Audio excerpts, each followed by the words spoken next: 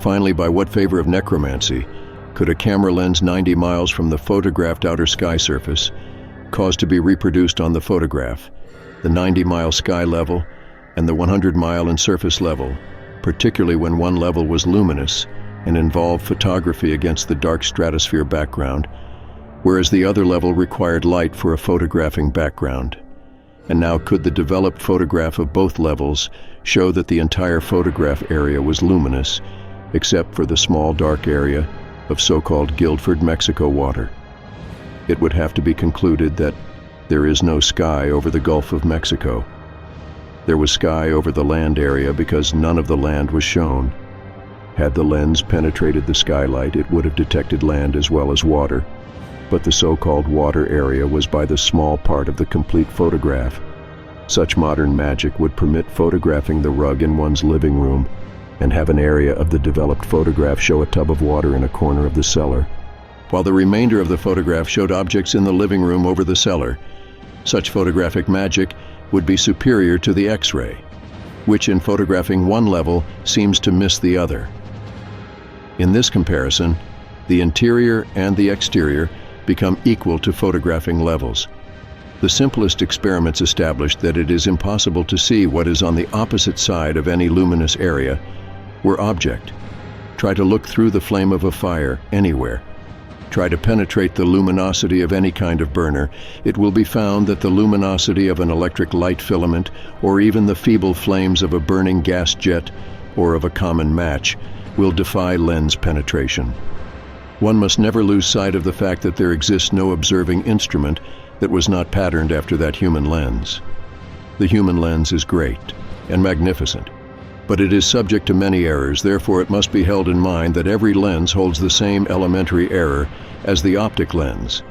It demonstrates gross misunderstanding to claim that though that human lens is subject to error, the flooded graphical lens overcomes the inherent error. It does no such thing. If it did, there would not be curves developed by the photographing lens. The advancement of telescope be through photographic recording of philosophically detected luminous celestial sky areas does not advance telescopic findings beyond the point attained when Galileo fashioned his telescope, at least insofar as the finding deal with the reality of celestial things and conditions. There has been no advancement. The mind of the astronomer must be influenced by the inherent error of the photographing the lens, as it is by the error of the telescope lens and the enlargement at lens power, and nowhere eliminates the error. In fact, magnification broadens the field of application for the original error. Unreal entities of such dual agents of detection are multiplied.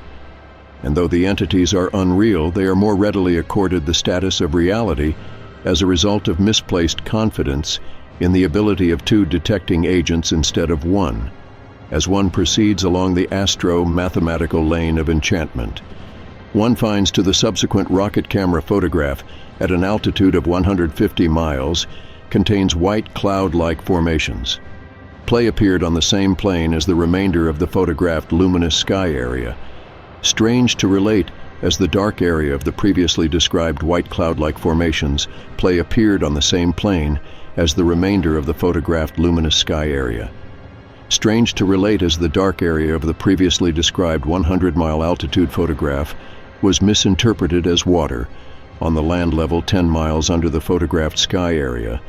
The white light formations of the new photograph were deduced as clouds in the stratosphere above the photographed sky area. Of course, the white skylight formations represent no such thing as clouds in the stratosphere. All light photograph says white, and the whiteout standing on the photograph was intensification of natural skylight. The white light was more pronounced against the dark light shadings of a part of the photograph. Hence, lo, the white was more representative of skylight. It was considered to be detached from the skylight area. It was simply an aspect of the luminous terrestrial sky. Lack of reasonable reference to gas clouds formed within that particular gaseous sky area recalls the apt announcement of a famous scientist. The world of the mathematician is peopled by all sorts of entities that never did or never could exist on land or sea or in the universe about us, and we here take the liberty to add fittingly, nor in the luminous sky areas anywhere it may be appropriate to record that the clouds of common reference are restricted to formation within the Earth's region of atmospheric density. That region extends from sea level to about 6 miles above the Earth's surface. Clouds are produced as a result of most feared conditions prevailing throughout that atmospheric area. That same atmospheric region extends throughout the entire universe. Contrary to the conclusions of astrophysics, it need not come as revelation to stipulate that clouds, as commonly referred to in a world of reality, are supposed to contain moisture, or the chemical potential from moisture. The moisture of such atmospheric clouds may develop into rain, hail, or snow. It would be extremely fascinating to witness the production of rain and snow from the gaseous elements of any skylight area, where, because of the particular sky gas elements, clouds could never form celestial and terrestrial sky areas different, gas clouds, but it would be a revelation if they were afforded due consideration and astronomical conclusions about celestial skylight areas. That consideration would dispel a great deal of cosmic mystery and would permit, even as fun with a view of the realistic universe, it would prove equally sensational to witness rain and snow from the stratosphere if one high-burst the idea that atmospheric cloud formation could develop in the stratosphere region of negligible atmospheric density. The thought may be dispelled with knowledge of the fact or denying stratosphere. Cloud formation, that factor, is the cosmic ray activity prevalent in the stratosphere, and all times its forceful movement is ceaseless. Hence, insufficiency of atmospheric density and the constant movement of powerful cosmic rays prohibit cloud formation. The race would ruthlessly rupture embryo cloud elements attempting to collect in the stratosphere, a stratosphere. Explorer described cosmic ray activity as follows. They bombarded the stratosphere gondola from all directions. And if their activity could bombard a metal gondola, how much more effective would be their activity against a cloud formation? Therefore, the problem raised by the announcement of clouds in the stratosphere over New Mexico is comparable to the negative problem of early scholastic hours, when the problem presented denied the problem. What happens when an immovable object meets at a resistible force without the necessity for applying abstruse mathematics? It is to be discerned that an immovable object could not be known in the presence of an irresistible force, and vice versa. One must deny the existence of the other at the same time and place. If the object being movable, it can experience no irresistible force. If the force be irresistible, there cannot exist that it moved the BLA object for that force. Hence, for clouds as commonly known to exist in the stratosphere, they would have to be more formidable as a force than the perpetual cosmic force behind cosmic ray activity. That force behind is another seeming problem compounded by deduction. Stratosphere explorers have experienced the action of cosmic rays, but there is no record of their having experienced clouds. An important aspect of the Copernican theory was that the stratosphere, then unknown and unexplored, is a vacuum or an approximation there. Or even cosmic rays have to be excluded for perfection of theory. However, the mechanical devices of modern stratosphere ascension and rocket flights have determined the presence and have registered the activity you order for unknown stratosphere elements. It has thereby been established that the early ether theory or conceptual void is only of assumptive value. Sustained other assumptions of the theory, the function of natural law when the universe was created, precluded any possibility of vacuum throughout the constructed universe. Whole in nature, because of her perennial productivity, have horns of vacuum. She has nothing to work with in vacuums. The nearest approach to vacuum has been achieved by man in his terrestrial laboratories, rather than by nature acting as a tireless agent of creative force. Throughout the universe, therefore, in consideration of values established in a world of reality, the conclusion must be that the stratosphere photographs of terrestrial sky areas reproduce skylight conditions exclusively.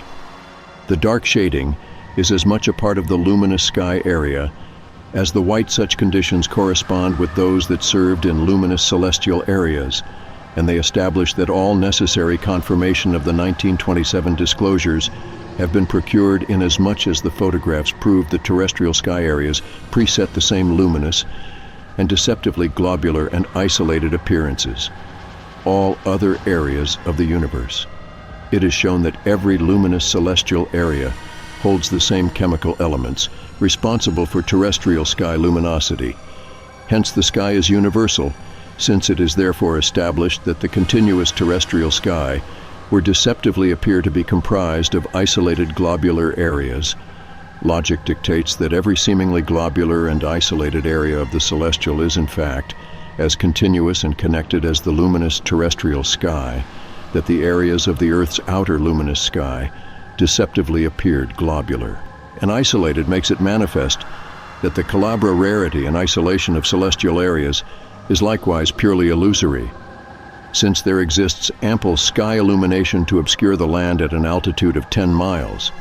There is no possibility for rocket camera lenses to penetrate the greater luminosity of sky areas, of altitudes from 65 miles to 150 Maud's photographs, at such greater altitudes of a darker stratosphere background than at the 10-mile altitude, and sky luminosity is more pronounced than it represents a more formidable barrier for a lens penetration. To return to the period 1931 to 1935. The PLAM, the stratosphere explorer Auguste Piccard, was unable to photograph any of the Earth's surface of the altitude of 10 miles. That altitude permitted penetration only to the outer sky surface. However, though Piccard had not emerged into the stratosphere proper, his publicized description of what he saw was, "The Earth appeared as an illuminated Optan disk." The conclusion is sustained by Piccard's observation.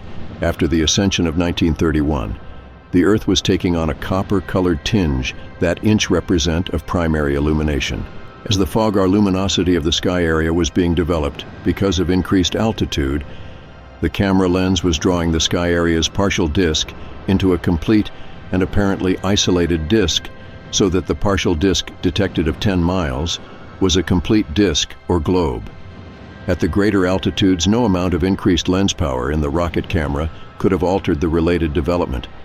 In fact, any notable increase of lens power, when photographing such luminous terrestrial and celestial sky areas, will contribute to greater distortion of the luminous area, and will in no way contribute to penetration of the luminosity.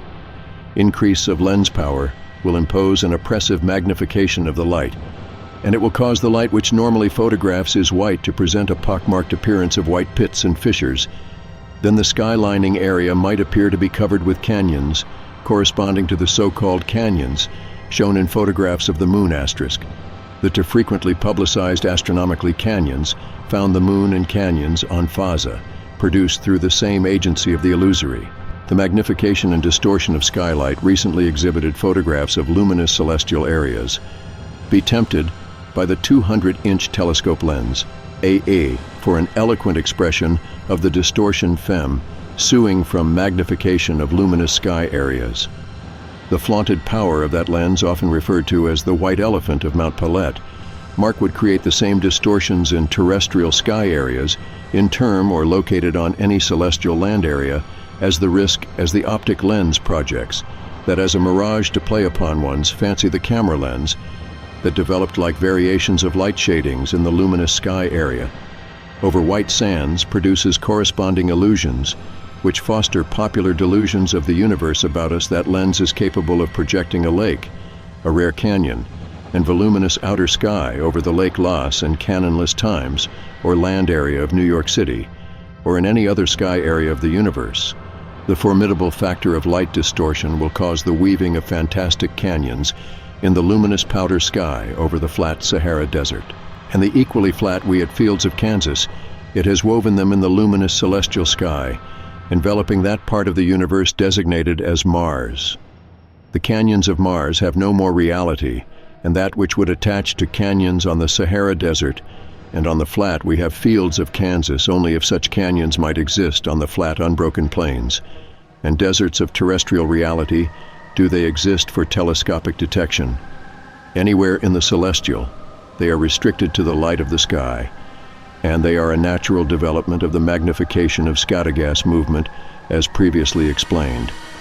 And like the proclamation of an island word's love, it cannot be too often repeated. Every area of the universe about us possesses the identical sky which covers the Earth. It is a variance of blue when observed from terrestrial and celestial land surface, and it is luminous when observed against stratosphere darkness. It should not be charged with an effort to discern that every astronomically defined star, planet, and nebula is representative of celestial skylight.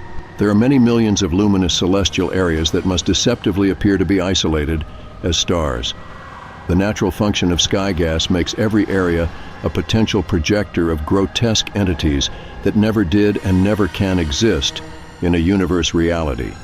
Though there exists on every part of the continuous celestial terrain the physical characteristics of terrestrial territory, the plains, the mountains, the oceans, the rivers and the lakes. No lens, regardless of its power, has ever detected such physical characteristics through the luminous sky. The intensity of sky luminosity is no bearing whatever run the power of the lens to penetrate it. The most brilliant light of the most vague light provides equal barriers to lens penetration. Our modern ability to penetrate into the great unknown provides uplifting knowledge that the creative scheme does not conform to astronomical interpretation. The grotesque entities of astronomical definition are shown to be products in lens manufacture. Their value is mythical in the realistic universe structure.